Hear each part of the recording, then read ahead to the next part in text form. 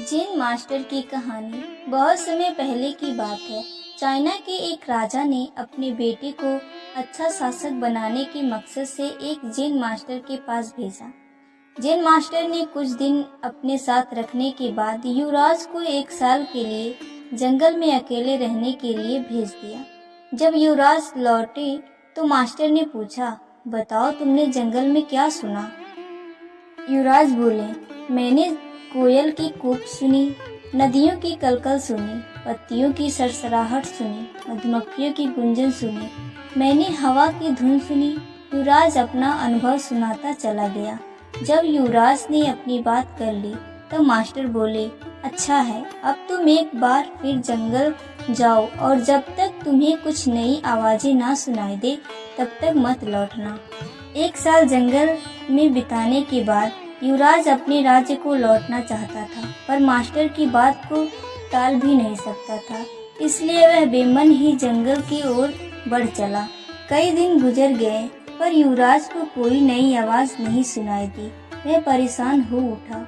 उसने निश्चय किया कि अब वह हर आवाज को बड़े ध्यान से सुनेगा। फिर एक सुबह उसे कुछ अनजानी सी आवाजें हल्की हल्की सुनाई देने लगी। इस घटना के कुछ दिनों बाद वह जेन मास्टर के पास वापस लौटा और बोला, पहले तो मुझे वही ध्वनियाँ सुनाई दी जो पहले देती थी, लेकिन एक दिन जब मैंने बहुत ध्यान से सुनना शुरू किया तो मुझे वो सुनाई देने लगा जो पहले कभी नहीं सुनाई दिया था।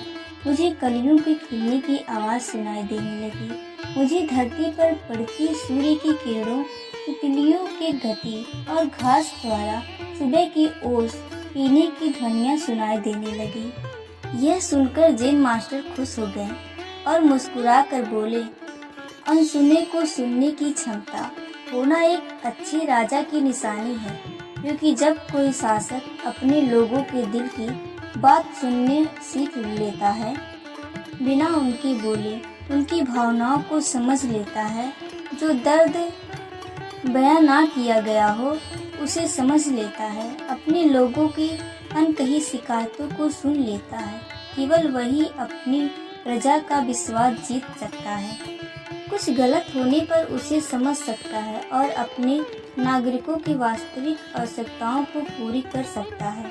दोस्तों, अगर हमें अपने फील्ड का लीडर बनना है तो हमें भी वो सुनना सीखना चाहिए जो नहीं कहा गया है, यानी हमें उस युवराज की तरह बिल्कुल होकर अपना काम करना चाहिए और अपने साथ काम करने वालों की ज़रूरतों और भावनाओं का ख्याल रखना चाहिए। तभी हम खुद को एक लीडर की तरह स्थापित कर सकेंगे। धन्यवाद।